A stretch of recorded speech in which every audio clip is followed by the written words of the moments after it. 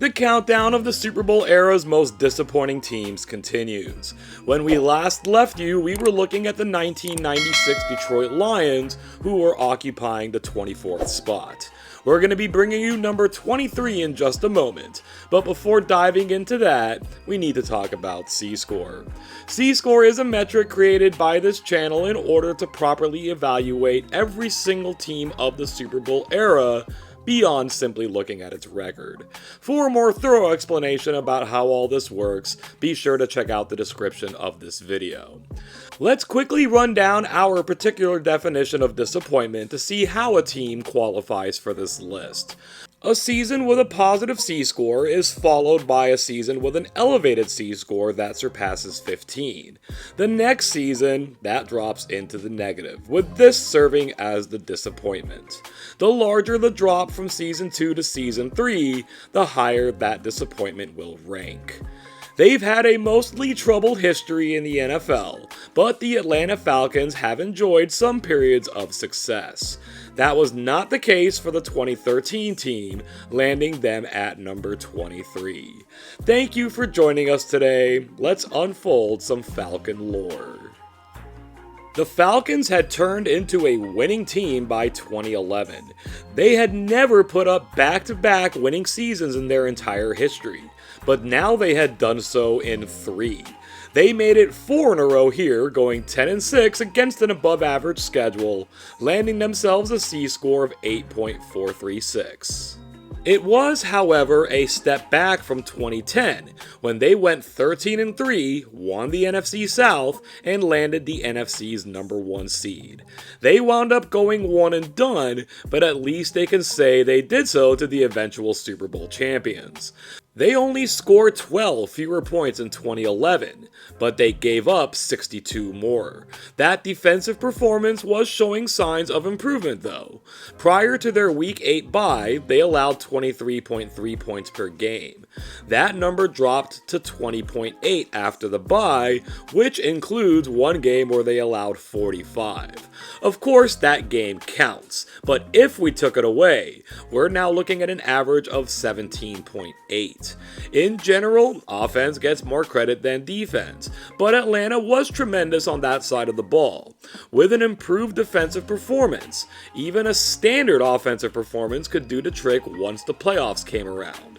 The powerful New Orleans Saints won the South this year, but Atlanta was the top wild card and would take to the road against a team with a negative point differential.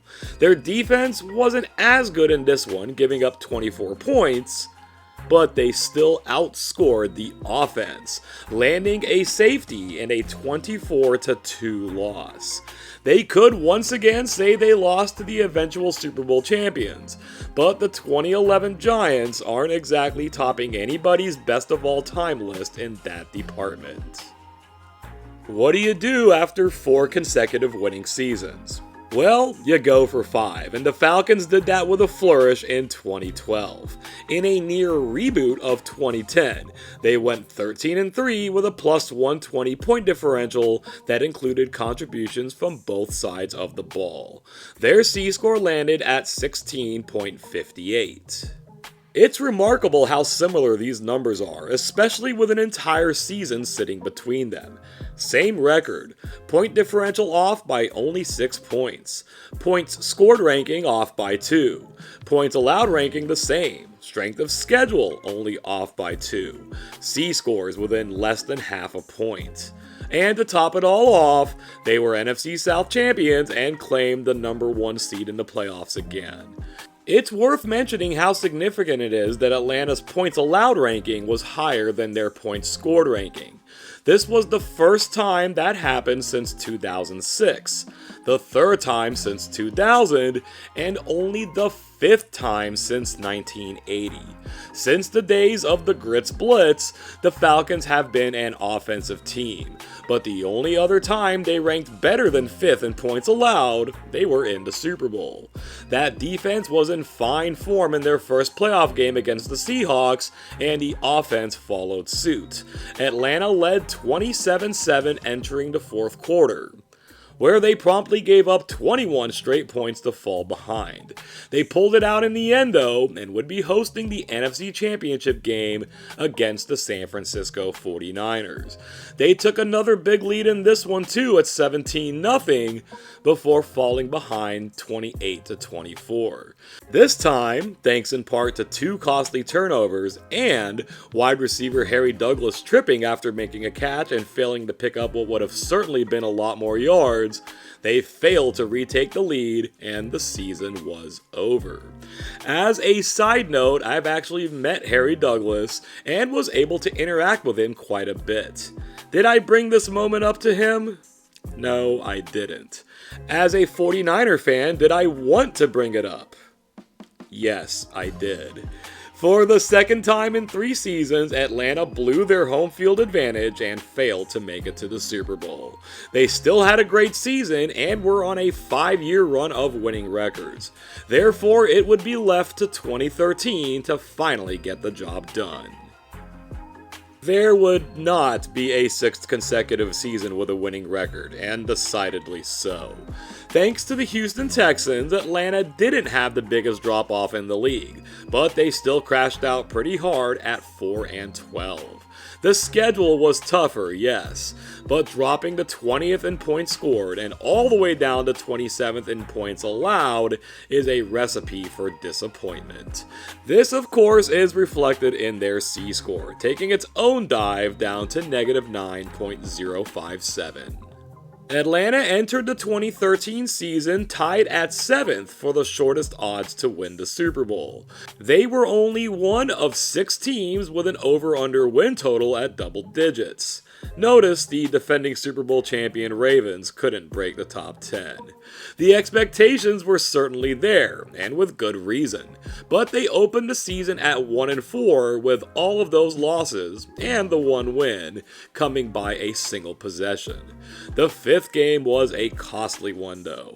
Superstar wide receiver and likely future Hall of Famer Julio Jones went down with a fractured foot and would miss the remainder of the season. Jones still finished 76th in the league in receiving yards at 580. His yards per game were only surpassed by Josh Gordon, who just so happened to go thermonuclear that season. Julio's loss cannot be understated. Their season low in yardage for those first 5 games was 363. They were under 300 for each of the next 4 games, and those were coming off a bye week. Their average yardage with Julio, 391.4. Without him, 321.2. The defense wasn't much to write home about either. The fewest points Atlanta scored in a win was 27. They allowed fewer than 21 points just once all season, and they didn't even win that game. Julio Jones wasn't the only player who was injured or limited by injury, and Atlanta lacked the depth to compensate for that as a top-heavy roster, focusing substantially on their skill players. They would go on to lose 3 more games by 1 possession, on top of 5 losses by multiple scores, with 0 wins to go alongside them. After 2 seasons out of 3 as the NFC's number 1 seed, this season only the Washington Redskins had a worse record in the NFC. They didn't win a single game on an opposing team's home field, failing to win anywhere in the United States outside of Atlanta. Head coach Mike Smith had only put together winning seasons and was in the playoffs in 4 out of 5 seasons.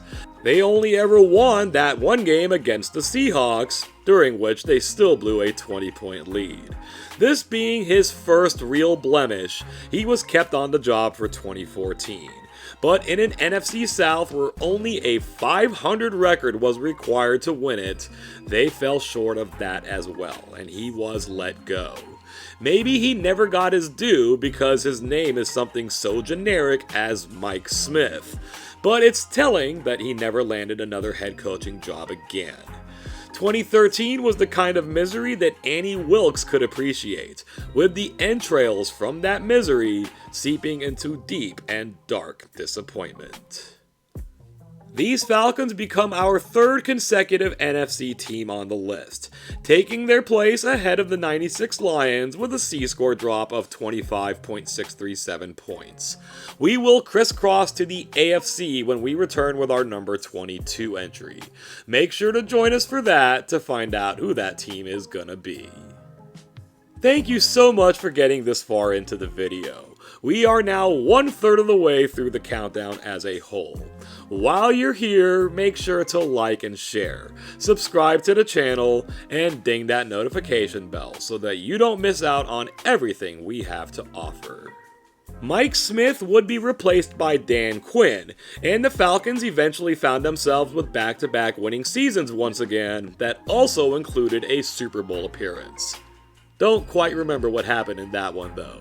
In order to even make it to the list, a franchise needs at least 2 years of sustained success. Atlanta never had that before, so I suppose, in some backwards kind of way, this is a point of pride for them. Still, they would have wanted so much more. Let me know what you think about this Falcons team or the Falcons in general. Should this season have been considered a disappointment? Or should it have been expected because, you know, they're the Falcons? Falconing is just what they do. Sound off on these topics or anything else you may have on your mind down in the comments section below. Thank you once again for joining us today, and until next time, I hope you have an awesome day.